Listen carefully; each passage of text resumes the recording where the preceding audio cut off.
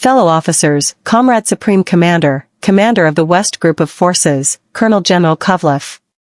Fellow officers, dear comrades, good afternoon.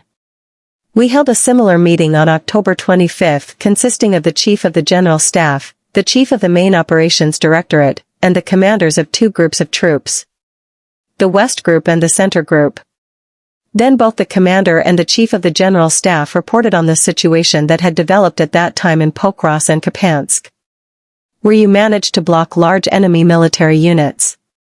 Today our meeting is also attended by the Chief of the General Staff, the Chief of the Main Operations Directorate, the Commander and Operational Command Staff of the West Group of Forces as well as the Commander of the South Group of Forces. The former commander of the South Group has been appointed to a new position. Please sit down. To the new position of Deputy Minister of Defense of the Russian Federation.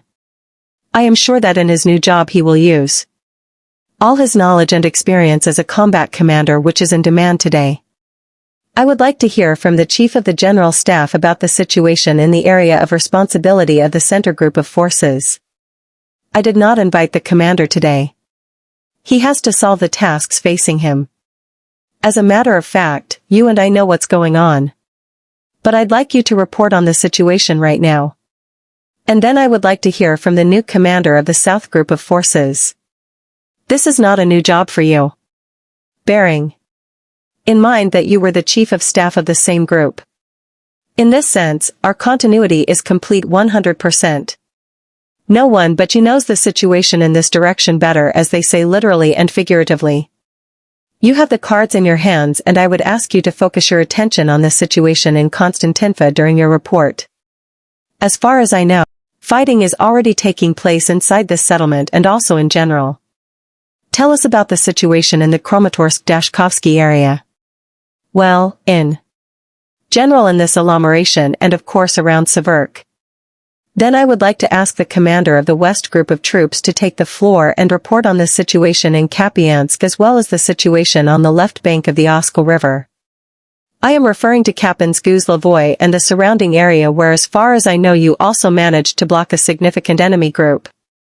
Most recently, there were 18 battalions as the Chief of the General Staff reports. Now, there are about 15 battalions. And how you plan to continue working in this area, but also in your area of responsibility as a whole. Our 6th Army and 1st Tank Army are fighting there on the left bank, right? You can tell me more about it. And Valery Vasiljevic. I would also like to report on whether it is possible to create conditions as I asked for the servicemen of the armed forces of Ukraine to be able to lay down their weapons and surrender. Bearing in mind the situation in which they are, Comrade Supreme Commander, these conditions have been created and, given the desperate situation of the enemy, of course many soldiers make the decision to surrender.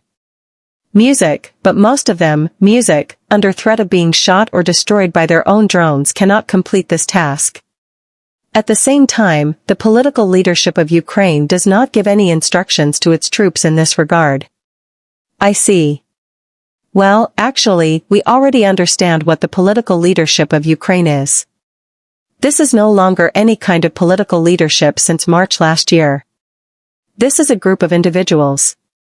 This is a criminal group. This is an organized criminal community that has usurped power since March last year, which under the pretext of continuing the war with Russia holds this